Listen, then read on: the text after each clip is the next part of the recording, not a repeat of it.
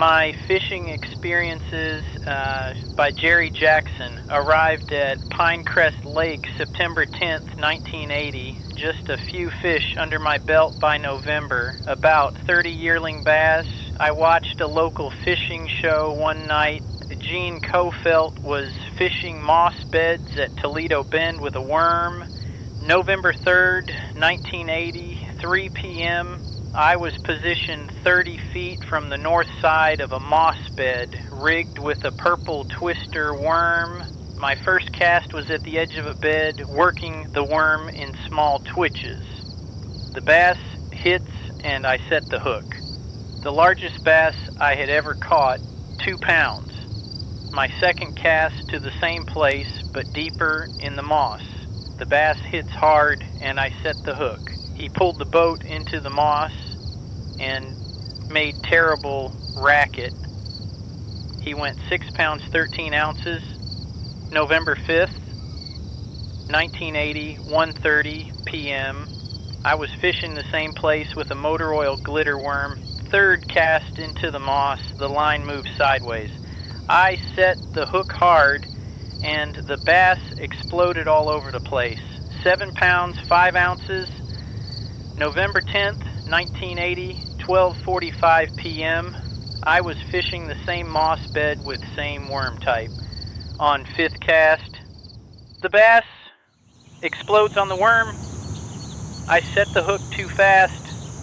The fish got 15 feet from the boat and jumped completely out of the water. It seemed like he hung there for an hour, spitting out the worm. He must have weighed 7 pounds. November 15th, 1980, 4 p.m. I was fishing same moss bed with same worm but had no luck. I tied on a Heddon 5/8 ounce chugger spook. I threw it all the way past the second moss bed with no luck. My buddy Tim threw his chugger to a moss bed to the south. As he worked it, I detected a swirl. It was windy and he didn't see it. I threw mine over there and worked it with little chugs.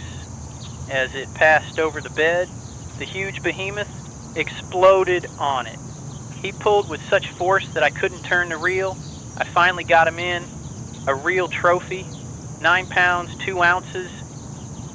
February 2nd, 1981, 3 p.m. Fishing Cordell Model A around the boathouses.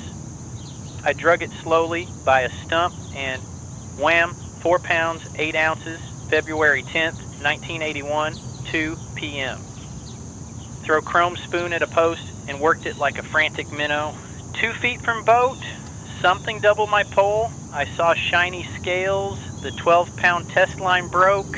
February 14th, 1981, 5 p.m.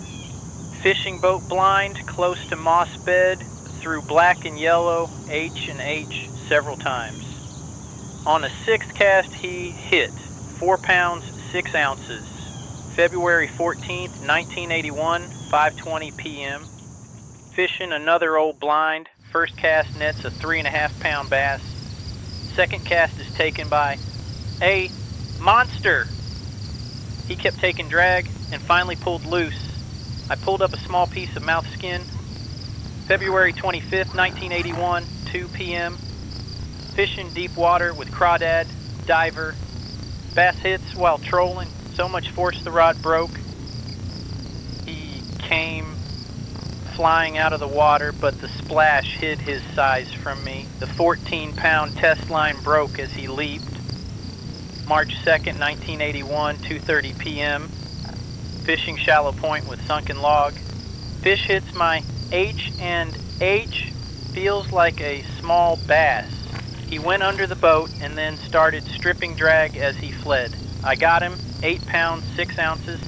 March 15th, 1981, 3:30 p.m. Fishing Strike King spinner at schooling bass in moss. I threw it away from the schoolers and came up with a lunker, 4 pounds 6 ounces. March 25th, 1981, 3:30 p.m. Fishing the channel with 3/8 ounce arky jig. He hits hard, 5 pounds. Even March 28, 1981, 5:30 p.m., fishing the channel with 4-inch white grub. Bass hits on the descent, 4 pounds 12 ounces.